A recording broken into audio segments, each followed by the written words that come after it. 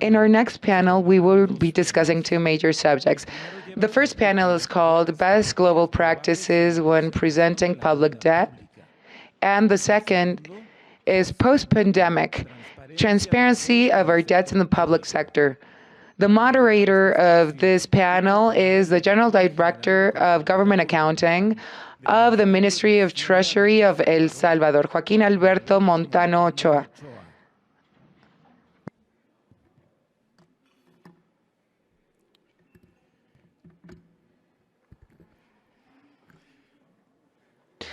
Good morning to you all. It's a pleasure for me to greet you all.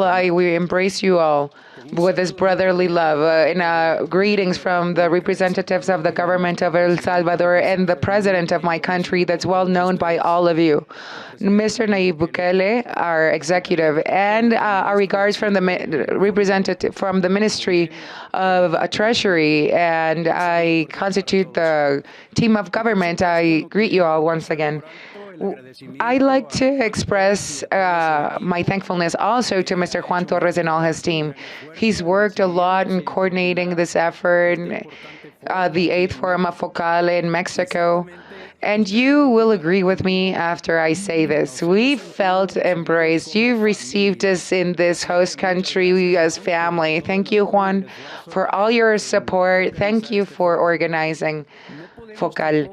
We cannot just be here without mentioning that our thankfulness to all the international institutions, banks, accounting agencies, entities, stakeholders that are part of this forum. Thanks to them, we can have technical support and economic resources to materialize our forum. We thank the participation of the Inter-American Development Bank with Bianca. Their representative, Bianca, has gone through a lot of effort, showing all passion to our forum at FOCAL. Thank you, Bianca. And I'm sure that all of these agencies and technical support bodies deserve our acknowledgement. They deserve that applause of acknowledgement.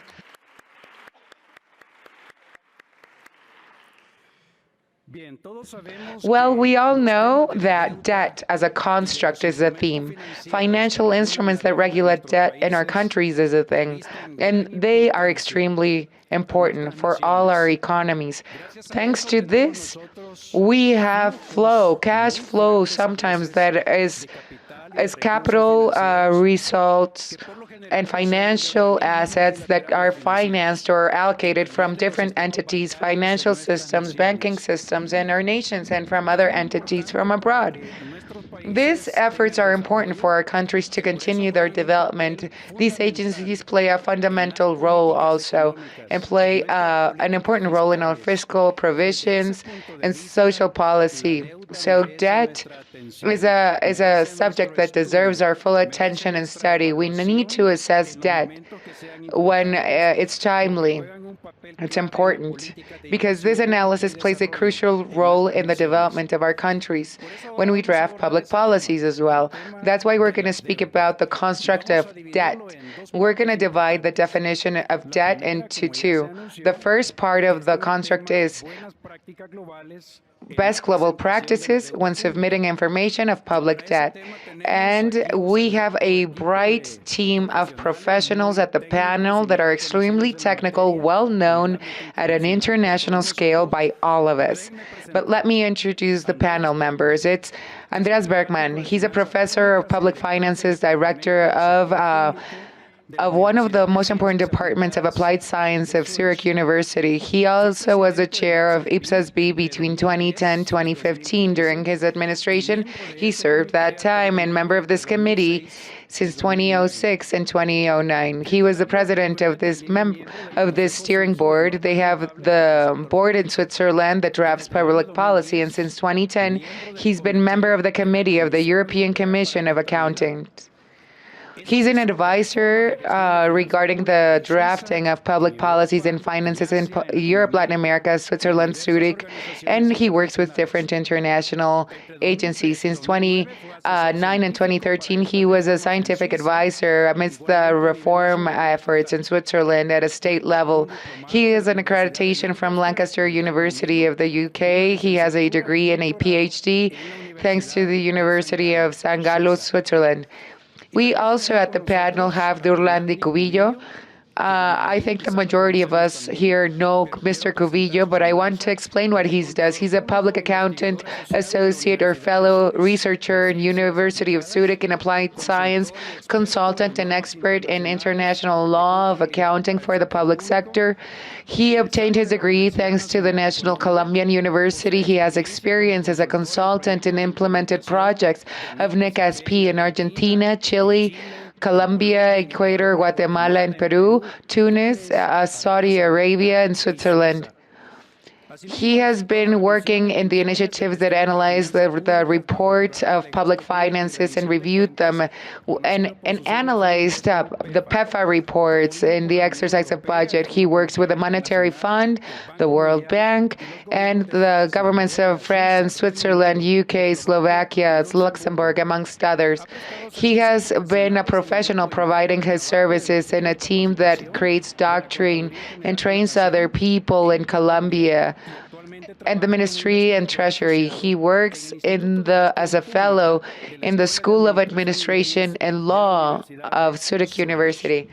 Now they will be in charge of delivering their first theme, which is the construct of debt. So you have our full attention.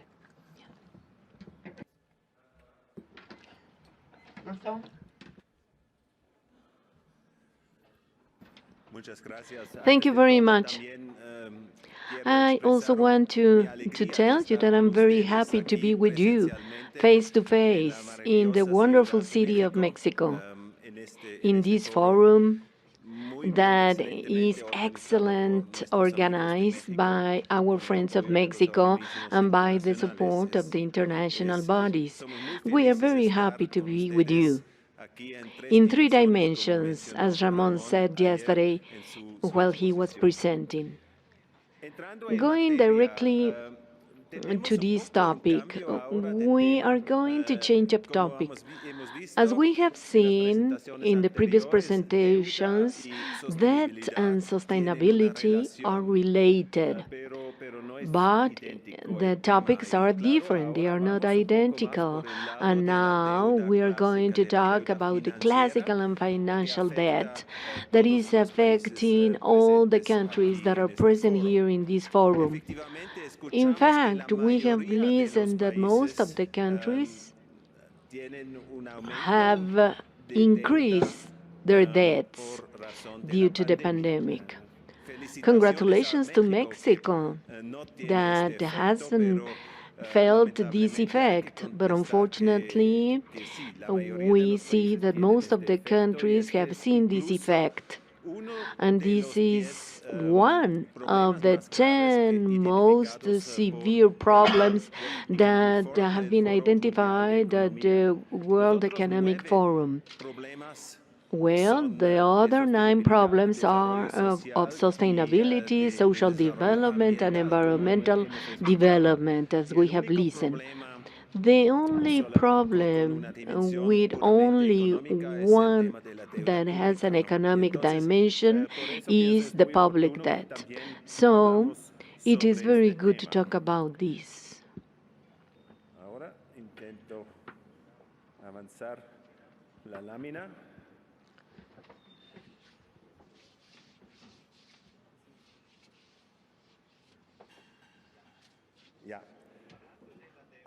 Talking about debt, I think it is very important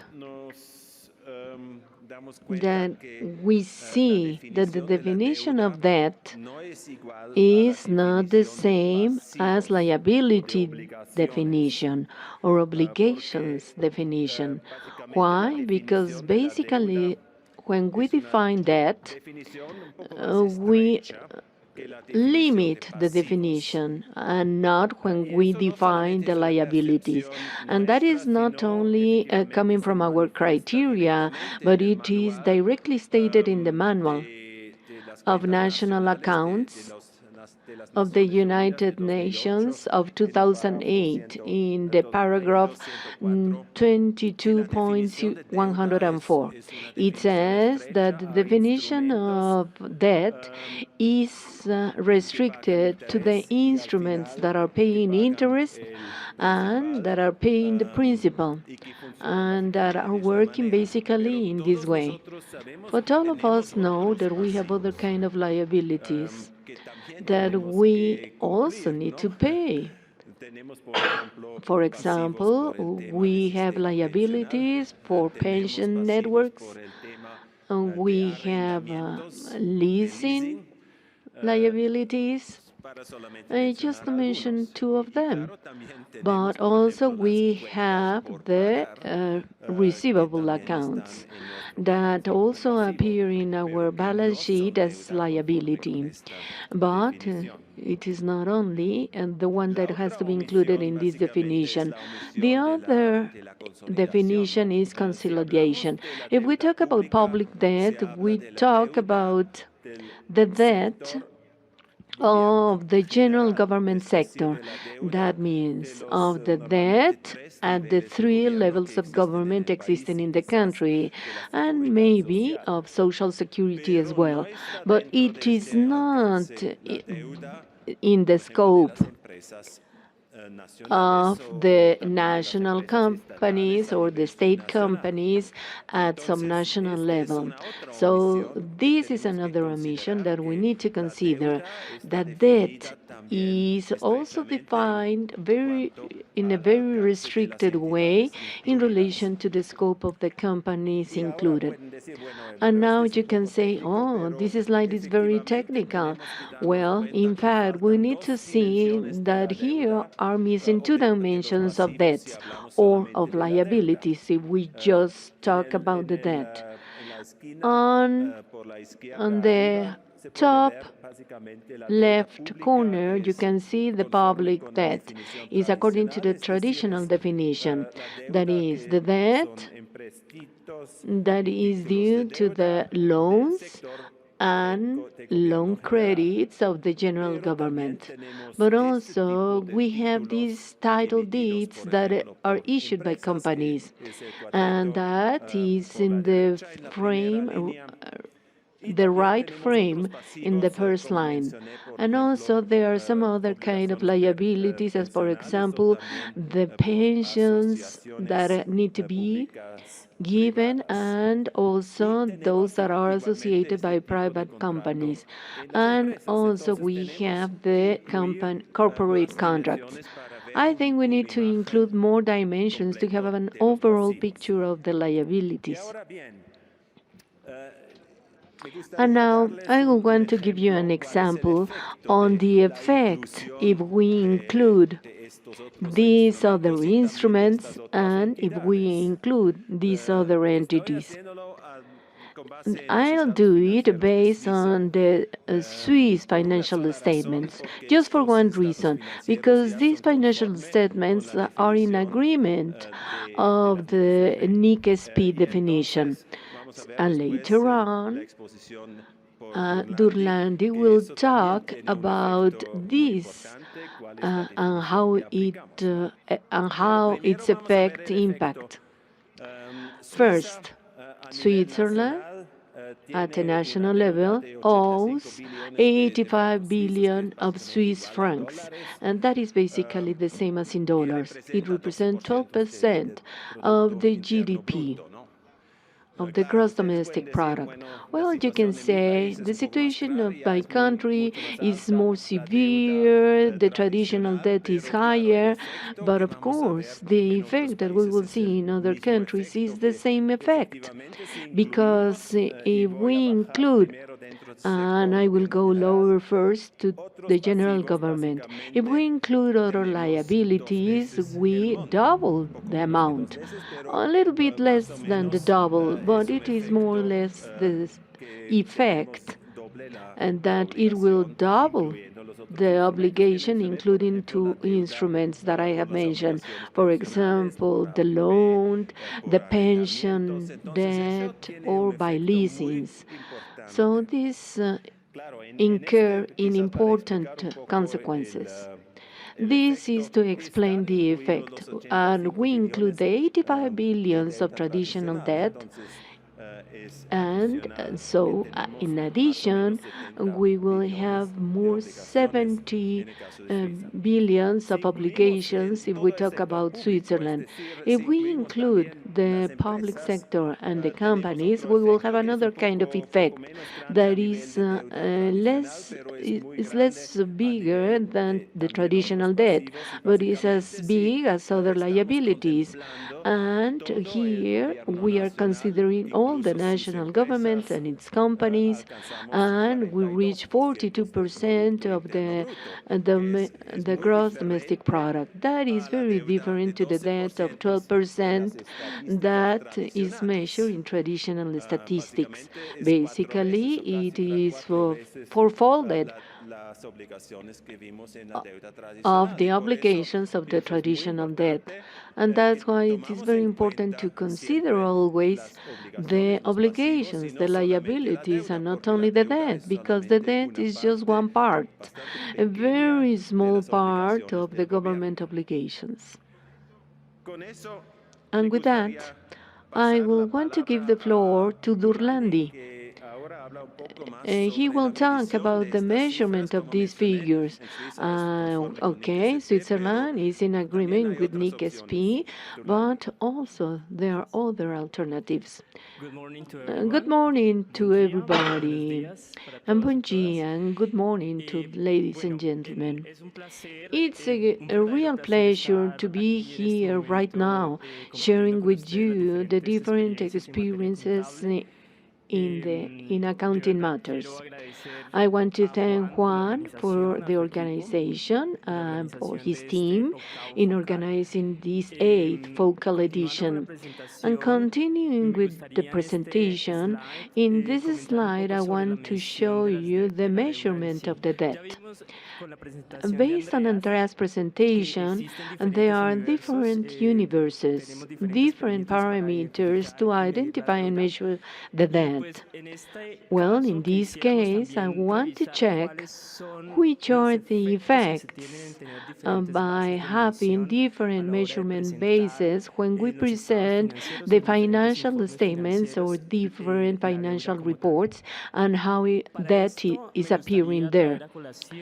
And here I want to mention 3 best practices globally for presenting the debt. NIC-SP 41 that relates to financial instrument. They state that we need to recognize, measure, and present this debt in a certain way. In the second practice, we will have the manual of public finance statistic issued by the International Monetary Fund and the Maastricht Treaty. The Maastricht Treaty is one of the foundational treaties of the European Union. All the European Union state members are forced to apply this treaty, and even the members that will enter into the European Union need to implement this treaty when they measure their debt. If we talk about NIC-SP 41, the measurement basis that we use to measure the debt is the reasonable value. The reasonable value normally in our countries, well, we listen about reasonable value very often, but one question that always arises is, how do we measure the reasonable value? There are different ways to measure it, and maybe we are not familiarized with this term. So NIC-SP 41 presents different methodologies to determine the value. The first methodology is the market value per se, when the financial instrument is quoted in an active market. We need to see if the instrument is listed in the active market, and we will see the prices listed in that market. You don't need to calculate anything. The market will tell you the price of that financial instrument. And for those instruments that do not have an active market, NIC SP41 will tell you that we will have to use different measurement techniques. Among these techniques that mentioned in NIC SP41 is that you need to use the price of a similar listed instrument. So we need to check if there are similar instruments that are listed in that active stock market, and based on that quote, we will take that price. But what happens when there are not that instrument similars? Well, NIC SP41 will tell you that we need to use an evaluation technique, and there all the evaluation techniques will have inputs, outputs, and we will try to estimate the reasonable value on those instruments that can be reflected in the market. So maybe we can use certain variables, but those variables need to be observed. We need to give a priority to these variables that can be seen in the market. The Statistic Public Finance Manual issued by the International Monetary Fund will tell us that the measurement will be determined depending on each instrument, depending if the instrument is focusing on the sale or if the instrument is focusing on the payment of the principal and on the interest accrued.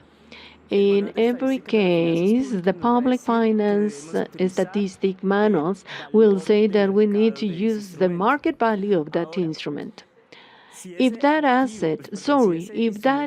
financial instrument will not be commercialized, as for example, some loans or some credits, that financial instrument must be measured according to the rated value.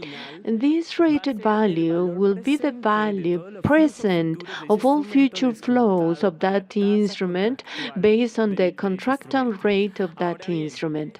The Public Finance Statistic Manual also gives you the opportunity to value the market instrument when you don't find it in an active market, and there we will have the facial value, the fair value, but also we will have different alternatives to measure them.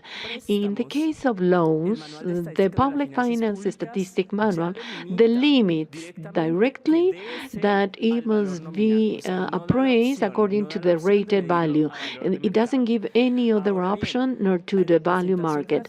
Okay, when we talk about the Public Finance Statistic Manual, when we present the gross debt, that is without the assets, then the manual of Public Finance Statistic Manual, this item must be presented to the rated value, the present value, deducting the contractual value.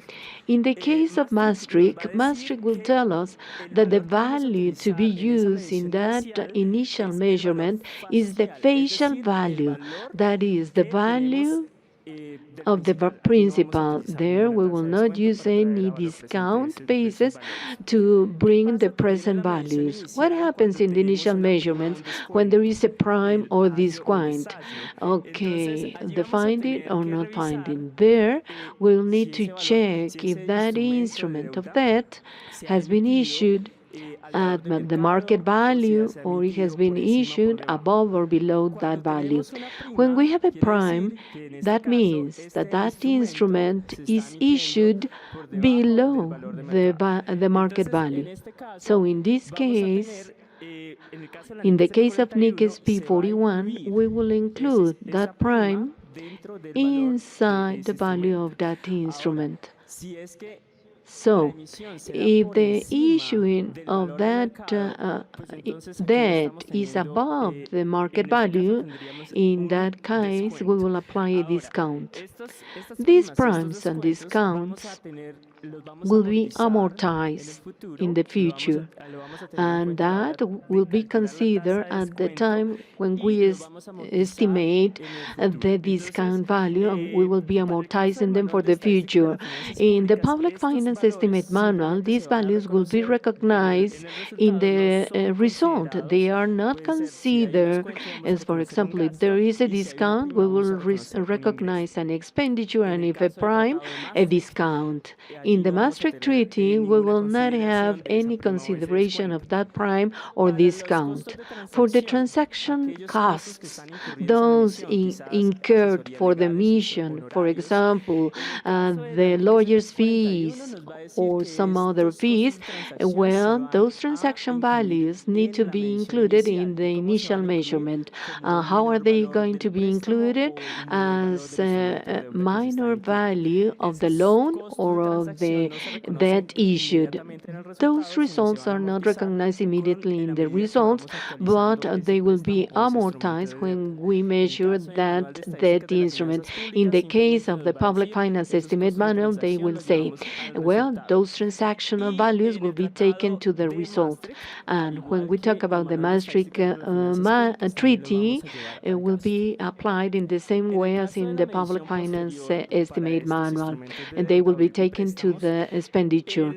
Well, for the loans, the NIC of SP 41 is the amortized value, and there we need to use the effective rate instrument that has to be recognized in the initial estimate, and this is the initially value recognized, and we will be adding up the effective rate determined by that rate, and we will be deducting the reimbursements of principal and interest.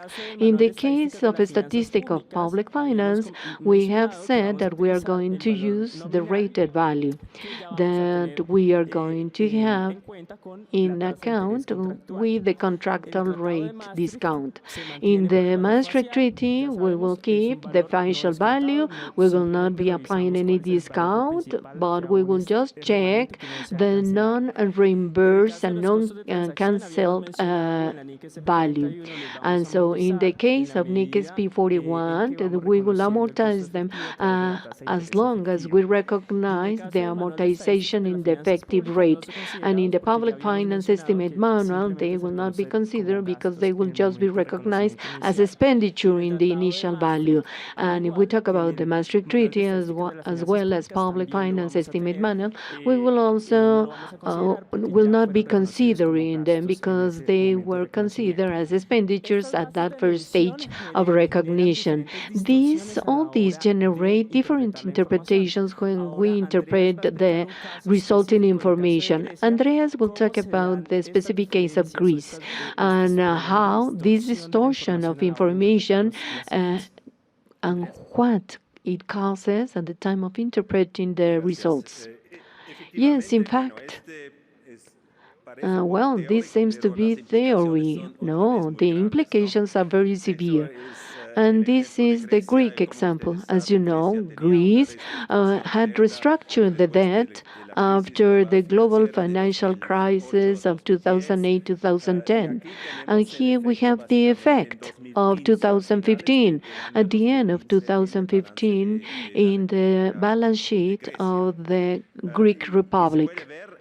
Here you can see very clearly that the public gross debt, according to NIC SP, is much lower than the public gross debt in accordance to the statistic manual. But even the most relevant effect is the difference with the one of the Maastricht Treaty, here represented by the acronym EDP. Basically, the difference is 50% or 100% according to the point where you calculate the debt. So the debt is totally different according to the Maastricht Treaty. and to the debt of the NIC-SP or the monetary fund, as it is stated in the estimate manual. And also the effect of the GDP is very different. Greece, according to the Maastricht Treaty, still has, after the restructuring, a very high debt of 167% of the GDP, but it has a debt of 71 according to NIC-SP or 68 according to the statistics of the Monetary Fund. So here we have a very, very big discrepancy. Why? Because both of them, NIC-SP and the Monetary Fund Manual, apply an economic concept.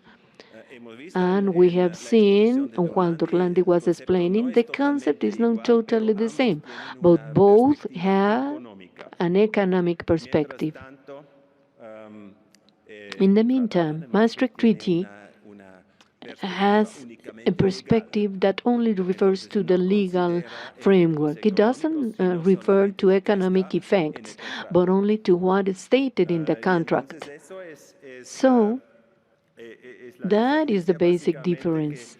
We will be having this cost distribution effect by NIC-SP, and there we will be having future payments according to monetary fund, but we will have a non-discounted effect, non-discounted to the principal in the case of Maastricht, and that gives a great distortion. And of course, the difference is not always so big. If you make the same estimate in your countries, maybe the difference will be less, but going to the same direction. Why? Because Greece had restructured its debt, and generally the debt is much bigger when the countries have restructured their debts. But, of course, it's a difference that can be seen in countries that didn't have that experience. Concluding, I want to remind you, the debt is not the same as liabilities of the public sector. Even liabilities are bigger than the debt. And here we need to consider the definition of other instruments, but also the different scope according to NIC-SP. So at the end, and maybe we are all confused, because maybe we think early morning that the debt was something that was very clear, and now after listening to this, we are totally confused. So it is important to talk about this topic. And we need to realize that it is not so clear if we consider economic effects and if we apply the respective norms. Generally speaking, our opinion, the concept of the monetary fund and the NIC-SP are feasible concepts because they are economic concepts, both of them. However, it seems that the debt, as defined in the Maastricht Treaty, it is not a feasible concept due to the unique legal character that doesn't reflect correctly the economic situation. Well, thank you very much for everything. No, I want to add something. Together with Andreas, the University of Applied Sciences in Zurich have been working with UNCTAD to develop the new version of Sigali. Right now, the idea is to incorporate in Sigali, and of course I know that many countries are concerned about this. Right now, we are developing the parametrics to be able to incorporate in Sigali the amortized value. So the idea is to go on working in these projects, and still we have not totally measured them, but the office in charge of managing this system is following the recommendations that many members have delivered. And I think that soon we will be having the new version. Thank you very much.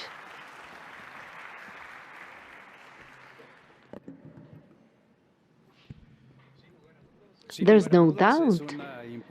This has been an important news that we will have the new version of Sigali, and I think each one of us will be able to check it as soon as we receive it.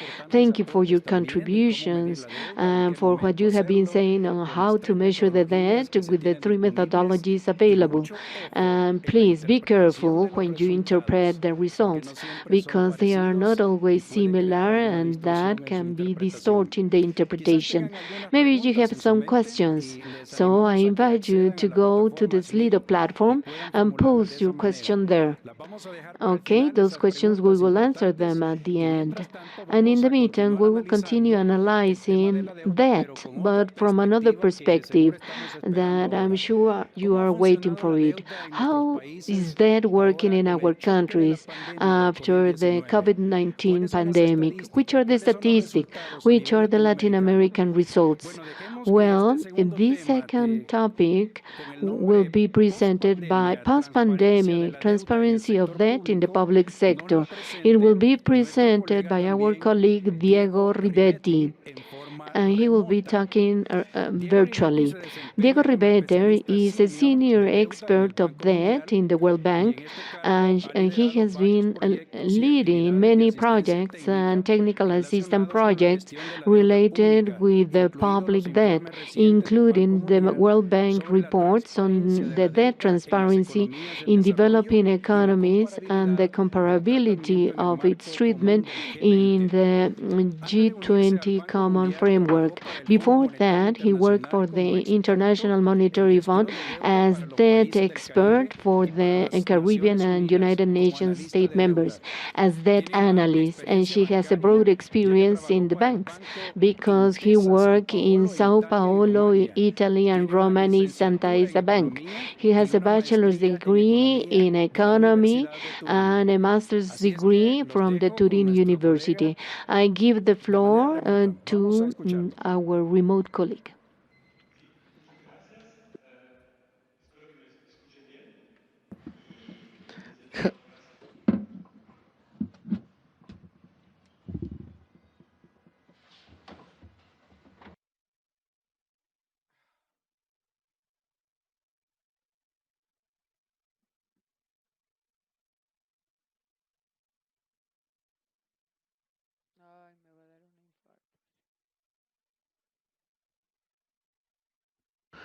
So here are the 3 points that I'm going to be talking about. I want to give you all the general context about public debt in Latin America. And then I want to talk about the definition of what transparency is. And I want to speak about the reports, the statistic report, the financial reports that somehow, one way or another, have been explored by my counterparts or colleagues who just spoke about this. We'll start explaining the general context. I have a couple of slides to explain how COVID has affected the debt in Latin America. The next slide, please. And what we say is, amidst COVID, there's been a clash that we haven't surpassed, that we haven't been capable of overcoming. You know, the World Bank launched a report yesterday about poverty in the world, and the World Bank calculated that there's 70 million people in the world that are right now in a situation of poverty due to COVID. Only last year, 70 million people, extra people, have lowered the layer in which they have $2 to $15. That's the extreme poverty status of things for the people. So that's statistics to understand that situation that's so complex in the countries. You can see in the graph the decline in 2019, 2020. You see the recovery. Of course, we bounced back last year, but getting back up on our feet was not sufficient to achieve the growth levels before the pandemic, as the ones we had before the pandemic. Amidst the crisis the economies have had to adopt fiscal policies of expansion. And then we can go to the next slide. the fiscal policies basically have led us to measure the levels of poverty that are higher now. They have increased in contrast to what we've obtained in the measurements of past years. At the left of the slide, you have the comparison per region. You can see how Latin America has been one of the regions where the growth has been evident or clear. If we compare year 2015 to 2020, of course, there's other regions like Asia or North Africa or Middle East that have seen increments or growth that's greater even. But in general, we calculate that once again at a global scale, 20% of the GDP has been allocated to policy making, to draft policies amidst COVID, as a response to the pandemic. So that's part of the debt. At the right of the slide, you can see the final results. There's growth in the plot in all the economies. Basically, in Peru, you see that the debt grew 17% in Colombia, 8% also in Brazil. That's the percentage of growth. But the levels here measured are important. That's the debt graph. Now, we have to just jump into debate. We have to understand what we're talking about. As our colleague Bergmann mentioned, there's debts in the federal government, central government, federal governments, and we're going to be talking about this in a short period of time. So the debt has increased significantly, as you see in the graph, and it has changed the way in which the debt is constituted. We can go to the next slide. At the end of things, what's important is for us to know the levels and how the debt is constituted. Here I have a graph that shows you the contrast of information that dates back to 2010-2020 for all the countries that are parts or members of FOCAL. In gray in the graph, you see the multilateral debt, and violent you have bilateral debt with specific countries. In red, you have bilateral debt with countries that do not belong to the Paris Club. And then you see that there's India and China. And in yellow, you see the market debt or the bonds debts. In the graph, you can see how some economies have a budget in debt that's constituted by an 80% in commercial aspect. In Brazil, that's the case of Brazil, of Panama, and Mexico, and Peru. There's other countries that still have components, or they have acquired multilateral debt, like Argentina, like the Equator, because the Equator has acquired debt with China. You can see it in the red section of the graph. And it's important to understand that debt when we also correlate it to transparency, because debt that's commercial in nature has to be more transparent by definition. It's a debt that would lead us to understand the price at all times, because there's cash flow. There's liquid cash. You buy and sell bonds instantly, and you know how the pricing of a bond in Brazil. We can't say the same of a debt that's not commercial in its nature. So then we speak about being transparent. Go to the next slide, please. Here, what's transparency of public debt? This is the definition that we have used in this report, the Debt Transparency Report that was launched last year. I mean, it's the timely obtention of information that's precise, reliable, and detailed. It's sufficient regarding the elements, the conditions, and the constituent elements of public debt, and the processes and policies in place. So it's a two-dimension definition of debt. First, we have to define the data, obtain statistics reports and financial reports, and on the other hand, we need to understand the other definition and dimensions of the instruments of debt when being transparent in acquiring debt. That's the explanation of two dimensions. I'll focus my narrative today on the first dimension, which it's the reports. And I want to speak of the benefits of being transparent. Let's go to the next slide, please. When we speak of transparency, it benefits all stakeholders. Transparency benefits the countries that are in debt, the countries that have that's a payable in detail. and the citizenship. And transparency throughout time will reduce the uncertainty value of the market. Now, if the market is not convinced about the fact that the information is reliable in the report, if it's not reliable, they will have an amount. It'll impose an additional fee, a cost, that retainer of our debt. So let's be transparent constantly. Let's have transparent information constantly when we analyze debt so we can cut down that fee. I mean, transparency helps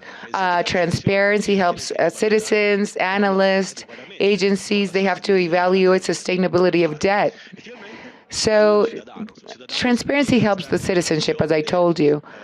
The public interest, the public must align and assign responsibilities due to the debt that was, so transparency is something that we must exercise before the citizens. The debt is part of a covenant that we have between generations. The future generations are the ones that are going to have to pay the debt. They affect them today and in the future. Now, let's go to the next slide. Besides it, there's challenges.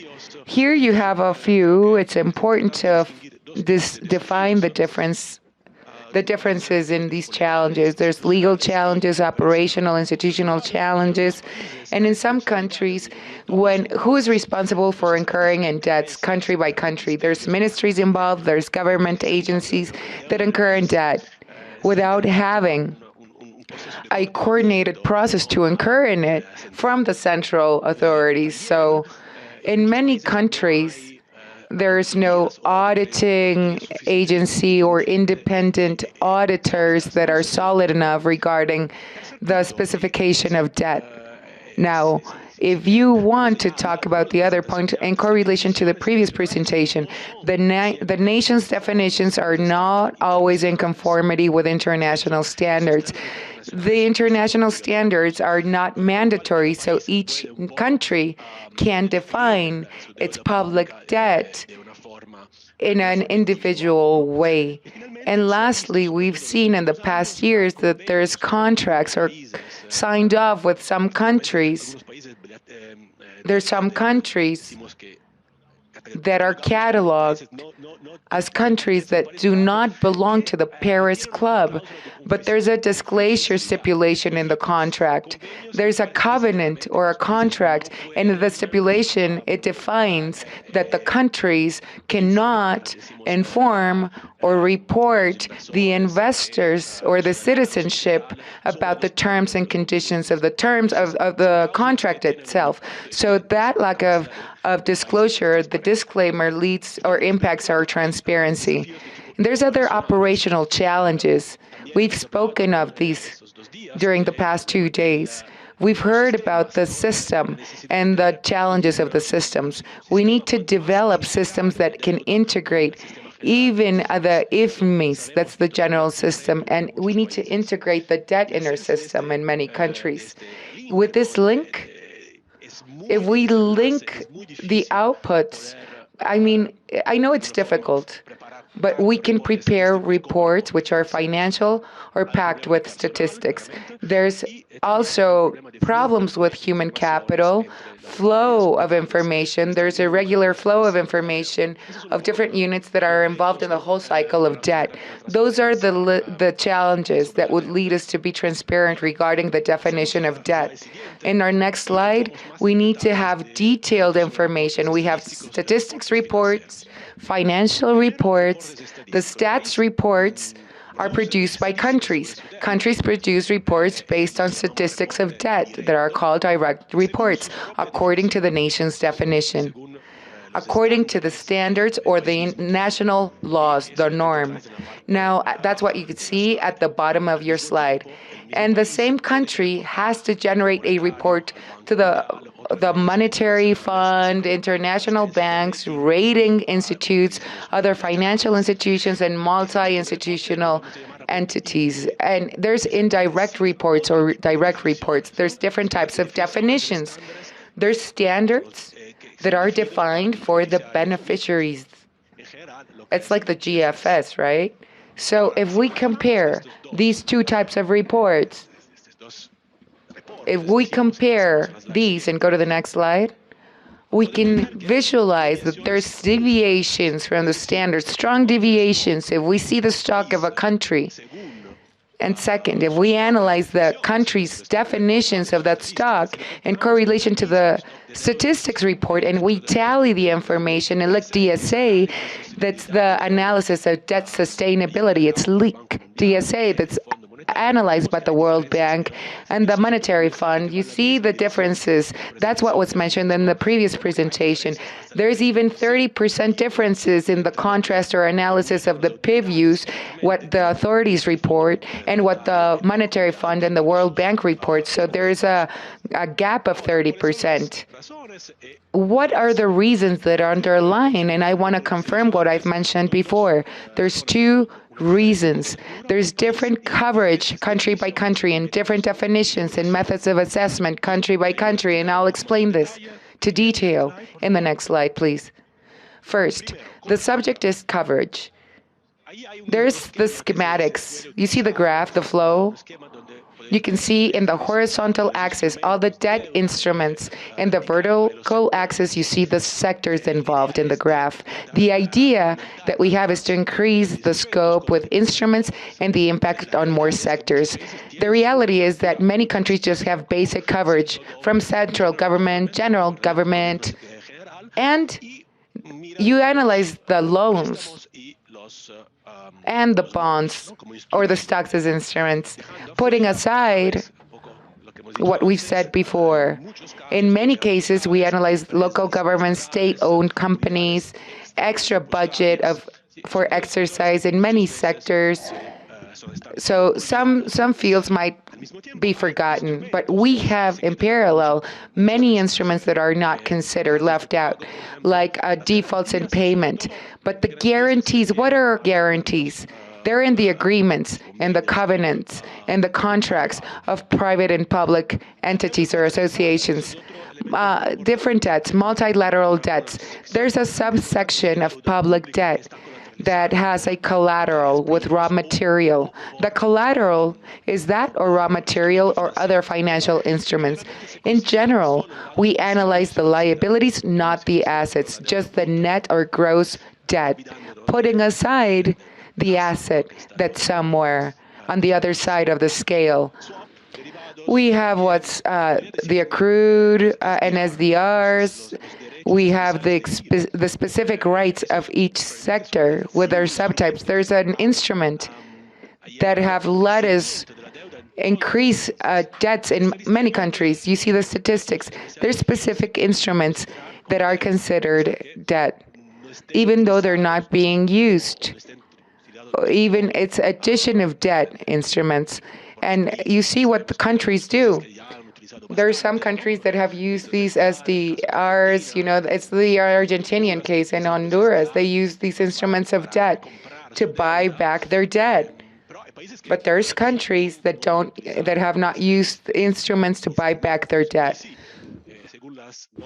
And according to the standards and statistics, we need to report what's happening with the liability reports, asset reports, and the total amounts in SDRs. When we analyze what the fund studied, there's the gross debt and liabilities only.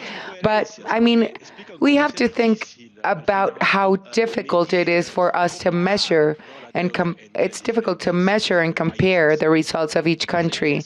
Besides that, defining concepts is a problem. If we go to the next slide, our colleague Cubillos explained the detail. At the end, there's three methods to evaluate: nominal value, facial value, fair value. And simultaneously, there's three alternative criteria to define external debt. There's residence debt criteria. We must apply that criteria according to the statistics and norms, but at the end, many countries use the criteria of currency. If the debt is in USDs and dollars, it's an external debt. Or another criteria that some countries use is a criteria of legislation of emissions. The debt, it could be national. If it's debt acquired from abroad, then it's external debt. There's an overlap. There's that gap or loop amidst these three criteria. I mean, at some point, these three types are in correlation, but we think if we say, okay, I'm a Peruvian resident or citizen that buys a bond from abroad, according to the statistics, that debt has to be classified as a local domestic debt because of the bond holder. The buyer is a national resident of that country. Even if the currency is USDs, it's a euro bond that was bought in New York, but that's a domestic debt. So you have to see that the definition of each country is different. So there's another criteria to define that with China. We know that there's many Chinese agencies that have incurred in debt, or that, I mean, there's state loans, there's the debt from Chinese banks, and you see about what's considered bilateral debt. Is it a commercial debt in its type or bilateral debt in its type? I mean, some banks in China incur in debt, or some entities incur in debt, and it's commercial debt because there's rates, commercial rates. So we use the instruments to finance commercial projects. By definition, who's right there? It's difficult to say, but it seems like there's a philosophical debate based on this. But if a country needs to restructure its debt, we can use cases of reference like Ecuador or Argentina when there's a bilateral debt. How do we treat a bilateral debt? It's different the way we deal with one of those debts in comparison with a national debt, and it has an impact. Transparency has its impact. Next slide, please. Now, after having mentioned the afore, we have to focus on the financial reports and the statistics reports. Clearly, we need them. They're financial reports. We've spoken about that throughout this morning's sessions and yesterday too. So we must consider the differences in the reports. There's so many. There is a lack of standardization between the types of focuses. There's a difference in coverage. What's factual is that we have the control principles when we analyze or assess financial reports. Public companies must be included in the scope.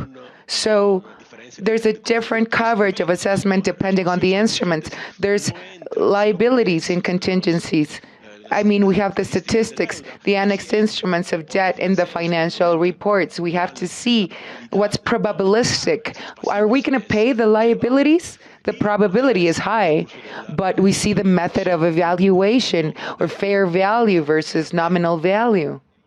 Now, I'll explain this fast. I'm going to discuss my final recommendations in the next slide, please.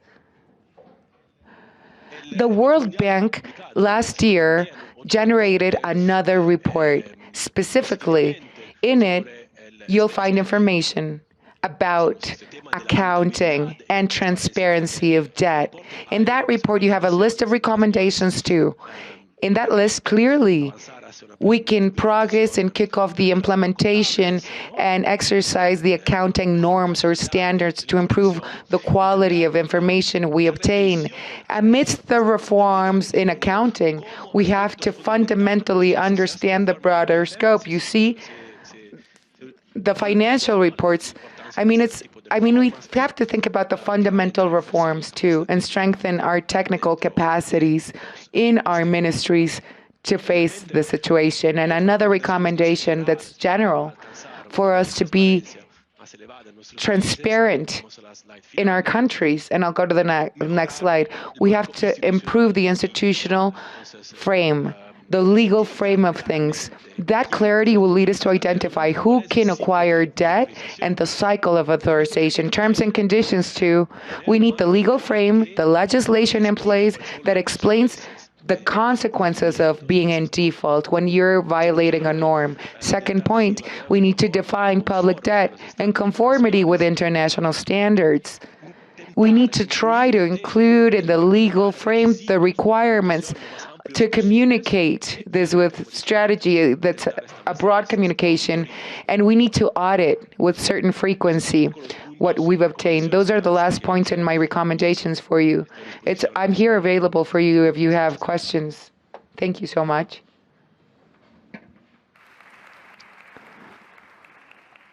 Thank you so much, Diego, for going through the effort, for linking, for sharing that presentation and your important recommendations with us remotely. You recommended everyone to be transparent when defining debt and when you're generating statistic financial reports. Now we have a few minutes left for the Q&A. So you can formulate your questions now. I want to profit from the time I have right now with my colleagues. They're present. So what we've seen, Andreas, in Durlandy, we know that we all have different methodologies to measure, to assess the debt. There's 3 methods with NIC 41, the Statistics Manual of Finances, and the Maastricht Treaty. Do you recommend other methods, or these specifically, or a combination, or do we use these methodologies in parallel so we can assess debt better? Yes, I think that is very important because we do have to consider that transparency is a must when we discuss debt. That's why we need complete reports or information. As I mentioned during my participation, we have 2 concepts. First, there's the economic concept, and that has a different definition. It's NICS-SP, and there's definitions for the monetary fund, and I believe that both are useful. So I think it's important for us to calculate with both methods in our countries. And what I'm going to say is correlated to what my colleague Durlandy said. You know, in the future, we have SIGADE. SIGADE, the system automatically calculates. It'll compute our debt, the nation's debt. So meanwhile, when we speak about the Maastricht Treaty or the debt there in Maastricht, I don't think it's interesting for the decision-making process. It's just a factor. What's stipulated in the contracts, that, you know, an image, it doesn't give us the full image or landscape. But for decision-making processes and for accountability and transparency, I don't think it's feasible to use the Maastricht debt instrument that's a facial value that's embedded in the Maastricht Treaty.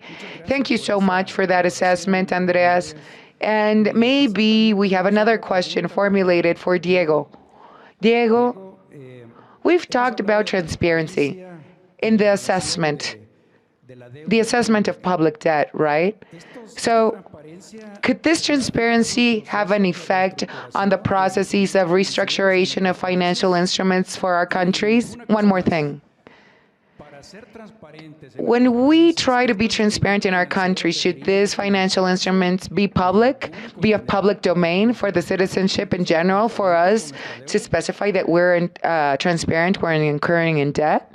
Yes, great questions. The first question about restructuring. A high level of transparency is fundamental for the countries that are considering restructuring their debt.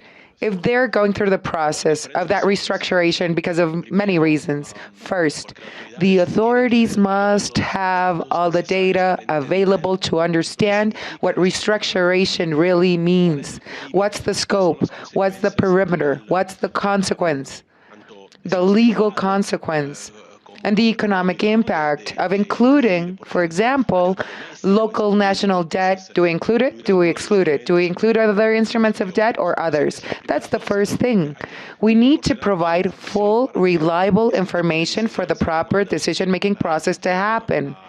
With clarity, as much clarity as possible. Second point, when we restructure, in the first phase of restructuration, it's validation, conciliation of data, mapping out data. That takes time. When you're part of the Paris Club countries, we go through a data call. We call data, we use data, we invoke the data from a country, contrast it with those who have the debt. We compare the data between parties, and that conciliation takes a lot of time. The process is delayed because of the phase of conciliation. If a country has a database that's reliable, that database is complete, updated, then the time that it takes us to analyze will be less, and we need to prepare ourselves. And what about trusting? Trust is an element. If we're restructuring, we think we start from zero. We have to work with the amount. We start from zero. So the debt, there's an amount, and there's the payable amount. And those who should receive the debt have to trust the authorities and know that they have total control, and the financial institutions know that there's a cutback amount or the stock. If there's no trust about the debt, the stock of debt, I mean, if there's no trust, you have to analyze the necessary amounts. And to make our debt sustainable, we have to make it sustainable. If those who paid this, I mean, will see the conflict. And the party who's in debt must see that. We must have transparency, though. The second point, we should not make public all the contracts. That's too much information. I mean, there's enemies of transparency. So we have the information, but we must use some templates. And in it, we must have clear statistic data, and we have to obtain all the important information from those reports for the investors. Thank you so much for that assessment, Diego. And we have a last question from the public. In it, I read, during the presentation of the World Bank, how many in which countries are still considering external debt, the debt that was bought in foreign currency or from abroad? I mean, that's a good question. They bought debt from abroad. We can't blame these countries. The debt manager, the person or the subject that has to basically pay that debt when it's due, is the currency. What's important is the currency. We know that the dollar is going up. National currency has another dynamism. There's bigger payments to exercise or installments to pay in the future. So I don't think that we should point fingers blaming at countries, because their countries have their own definition of the use of currency. There's facial value, nominal value elements, but we need the formulas understood in parallel. We need to provide the information and correlate that to the three criteria that we have. Thank you, Diego, for your answers. We thank all the participants today for your questions. We thank our panel members. The three panel members have been great. Thank you for your answers. Thank you for the participation. Now, with this, we finally conclude the panel, the presentations. We've learned best practices, expectations. There's a lot of doubts, I'm sure, in our minds that could be shared with the participants of the panel, that could be discussed with them.